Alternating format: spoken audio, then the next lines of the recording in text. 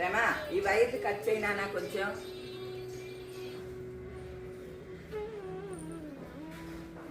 మీకు ఒకటి చూపిస్తాను చూడండి. ఇదేంటో తెలుసా అండి? మాకు తెలుసులే ఇది వాటర్ యాపిల్ అని అంటారా? వాటర్ యాపిలేనండి. వీటికి విశేషం ఉన్నది. రెగ్యులర్గా మన వీడియోస్ చూసే వాళ్ళకైతే అర్థమైపోతుంది. ఉండండి దగ్గరికి చూపిస్తాను. సంపత్కరాణి నందనాని సామ్రాజ్యదాన విభవాని సరోరుహాక్షి. ఇదే అండి ఆ విశేషం. ఏముందండి, వాటర్ యాపిల్ చెట్టుకి వాటర్ యాపిల్ కాయలు కాసినకి. ఇంతకుముందు మీరు చూపించినవి ఎర్రగా ఉన్నాయి, ఇప్పుడు పచ్చగా ఉన్నాయి, అంతే కదా అని అనుకుంటున్నారా? లేదండి, అంతకు మించిన గొప్ప విశేషం ఒకటి ఉన్నదండి. నాకు అది చాలా చాలా హ్యాపీగా ఆశ్చర్యంగా కూడా అనిపిస్తుంది అనమాట. అందుకనే మీతో షేర్ చేసుకుంటున్నానండి. వీడియో చూస్తే మీకే అర్థమవుద్దండి.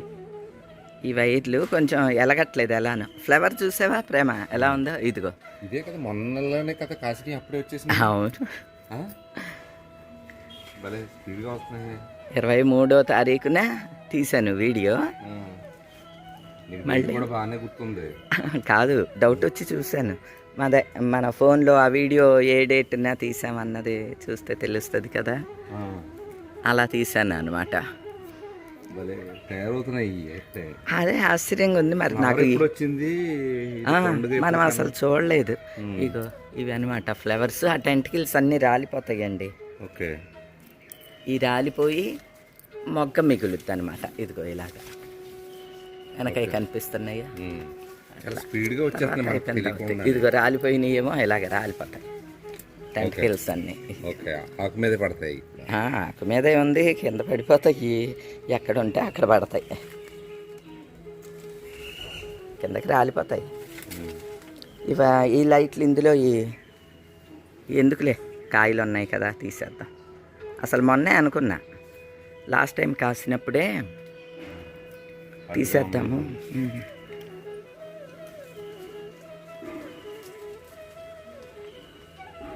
చెప్తాయి మాకు కింద. సర్లే నేను మళ్ళీ ఊడ్చుకుంటాను. అయితే వాటర్ యాపిల్ గురించి మనకు అంత తెలీదు. అందులో చూడు, మామూలు గూగుల్లో కనుక్కో, ఇలా కాస్తుందా, ఎన్ని ట్రిప్పులు కాస్తుంది, ఎన్నాళ్ళకి తయారవుతుంది.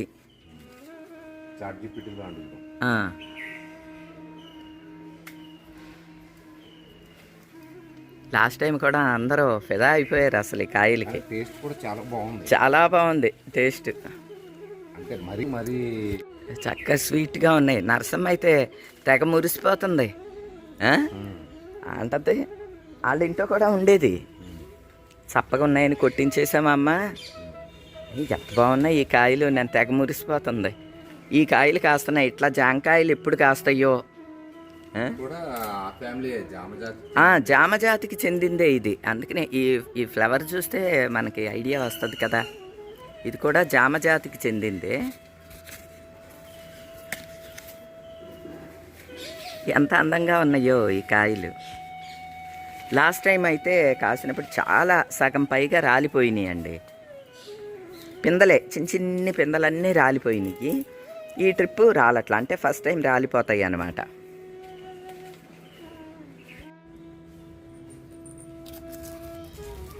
ఈ లైటింగు మొక్కల్లో వేయించాను కదా, ఇది పోయినట్టుందిలేండి. అయినా వెలుగుతున్నా సరే ఇక తీయించేయదలుచుకున్నాను.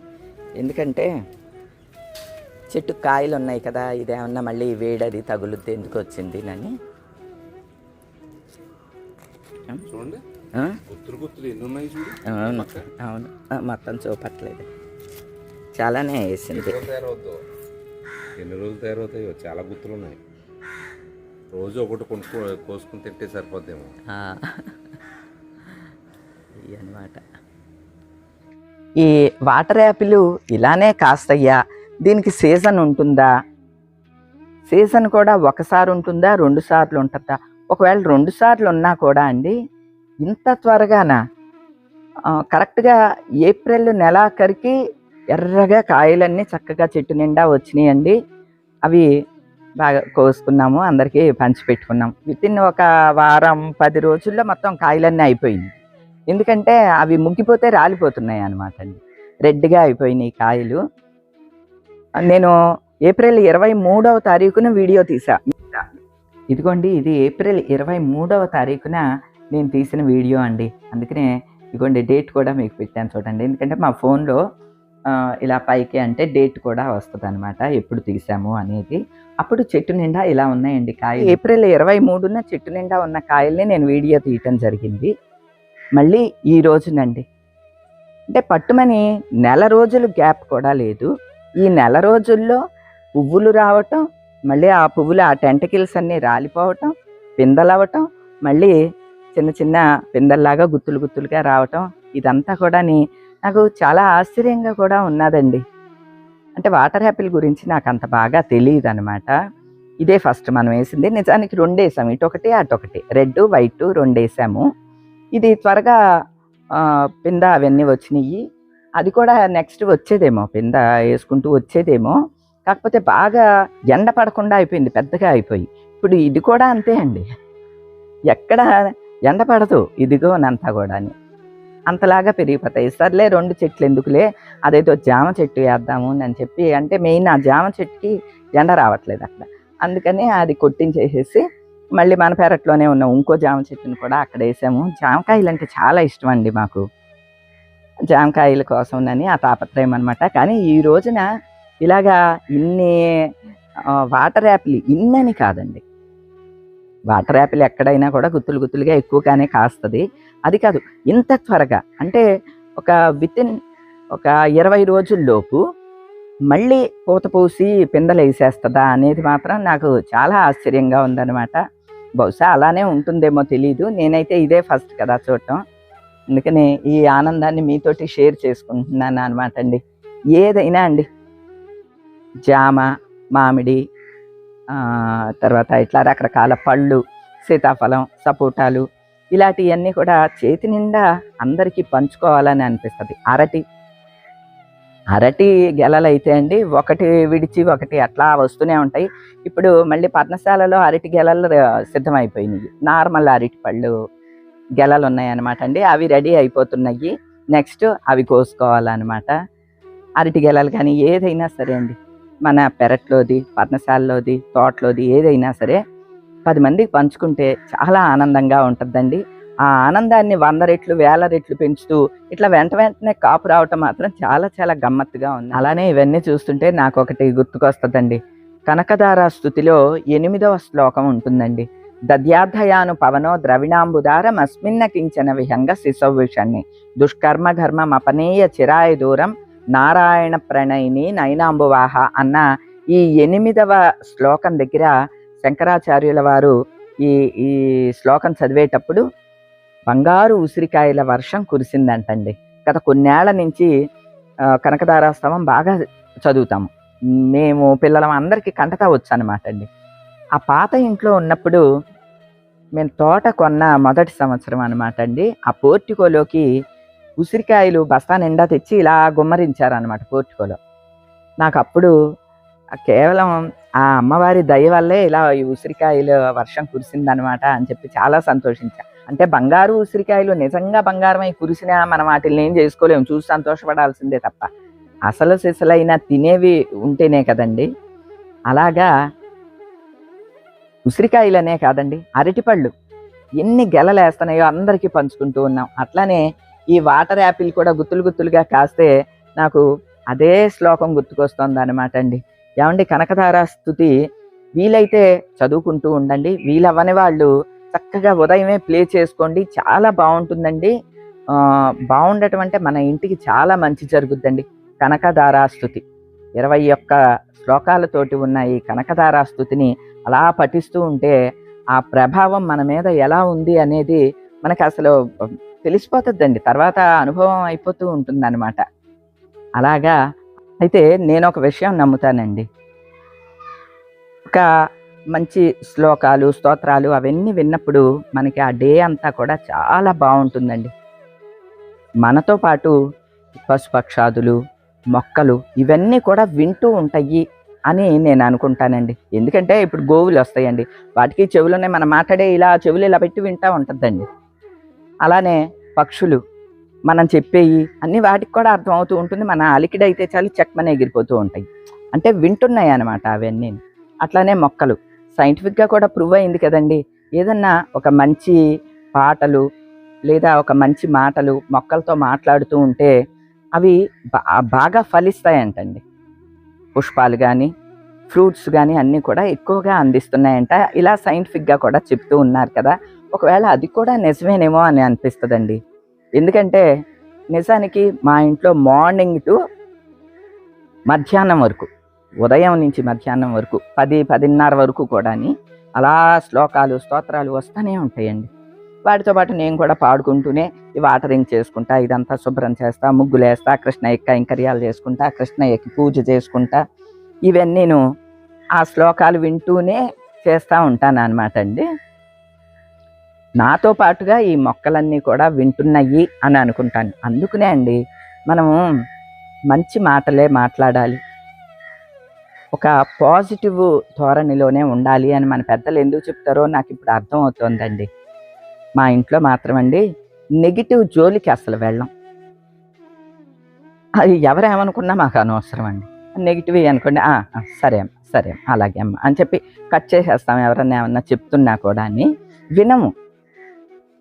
ఎవరికి ఉండే నెగిటివ్లు, ఎవరికి ఉండే గోల, బాధలు, సమస్యలు వాళ్ళకు ఉంటాయండి. మళ్ళీ ఎక్స్ట్రాగా అవన్నీ విని మనం అంటించుకోకూడదు.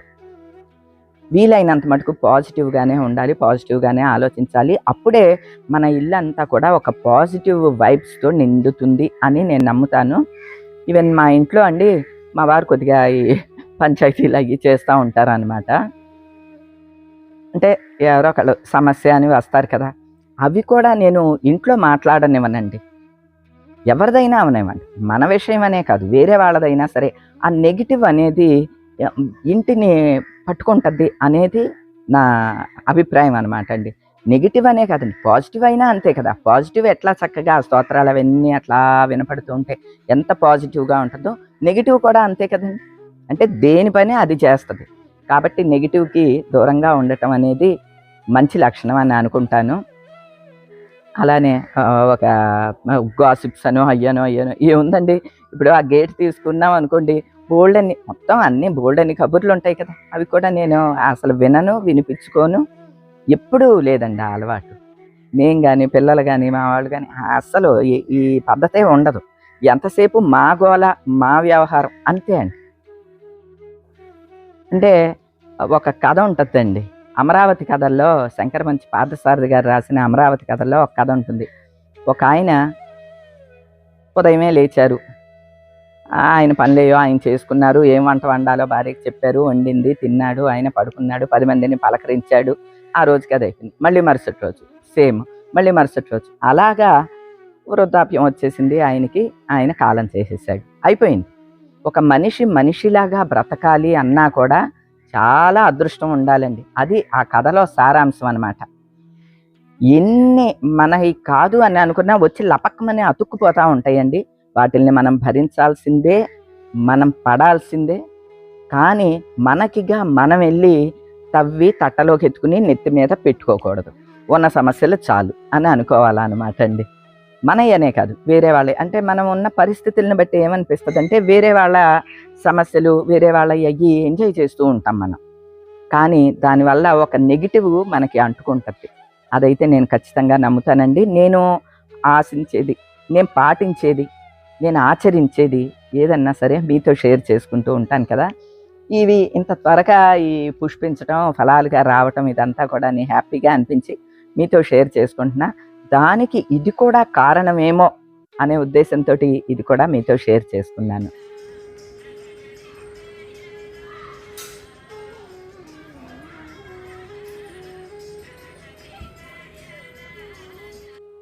ఇలా చెట్టు నిండా ఉన్న ఈ వాటర్ యాపిల్ని చూస్తుంటే చాలా చాలా సంతోషంగా అనిపిస్తుందండి. అంటే ఇంత త్వరగా కాపు రావటం అనేది కూడా నాకు సంతోషించే విషయంలాగా అనిపించి మీతో షేర్ చేసుకున్నాను. ఈ రోజుకైతే ఇదేనండి. మరో మంచి వీడియోతో మళ్ళీ కలుస్తా. అప్పటి వరకు ఉంటానండి.